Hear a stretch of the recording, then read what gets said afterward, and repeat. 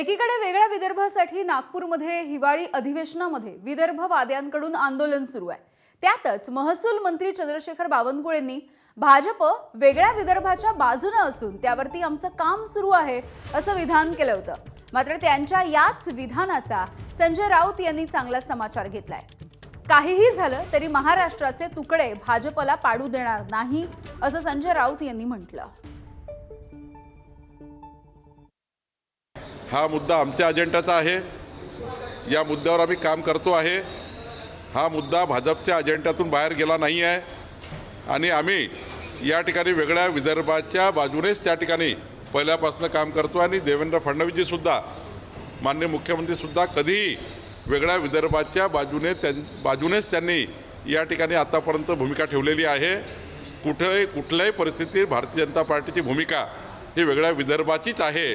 त्यामुळं आता घाबरलेले नेते घाबरलेले पक्ष हे आता काहीतरी या जमिनीत विदर्भाच्या जमिनीत काहीतरी आता उगवायला मिळेल म्हणून तो मुद्दा ते काढतात आहे।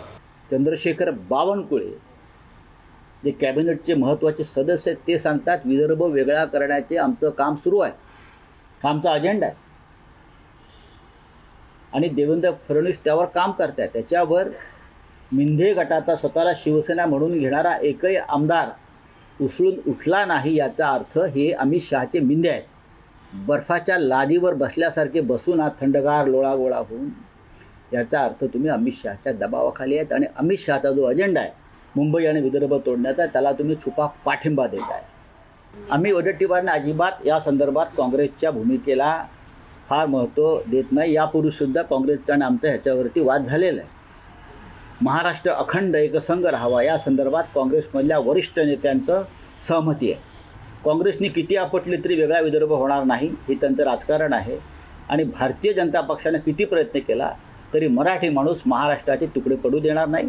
आता तर उद्धव ठाकरे राज ठाकरे एकत्र आहेत महाराष्ट्राच्या भूमिकेवर, मराठी माणसाच्या भूमिकेवर। त्याच्यामुळे कोणी हे स्वप्न पाहत असेल तर तो स्वप्नभंग होईल। नाही, मी वेगळा विदर्भाची भूमिका मांडत असताना आम्ही हा विषय हायकमांडशी चर्चा करू असंच बोललो आहे मी। आता संजय राऊत कोणाला महत्त्व देत नाही तो त्यांचा प्रश्न आहे। आम्ही तरी कुठे संजय राऊतांना महत्त्व देतो फार, आणि देण्याची गरज काय तो त्यांच्या पक्षाचा विषय आहे, हा आमच्या पक्षाचा विषय आहे। संजय राऊत त्यांच्या पक्षाला महत्त्व देतील, ते आम्हाला कसे महत्त्व देतील संजय राऊत, आणि मी तरी का संजय राऊतांना महत्त्व देऊ? काय दिवे लावलेत 11 वर्षाच्या कारकिर्दीमध्ये, त्यामुळं त्यांना माहीत नाही आमच्या संजय भाऊ राऊतला की विदर्भाची काय व्यथा आहे ती। एबीपी माझा, उघडा डोळे बघा नीट।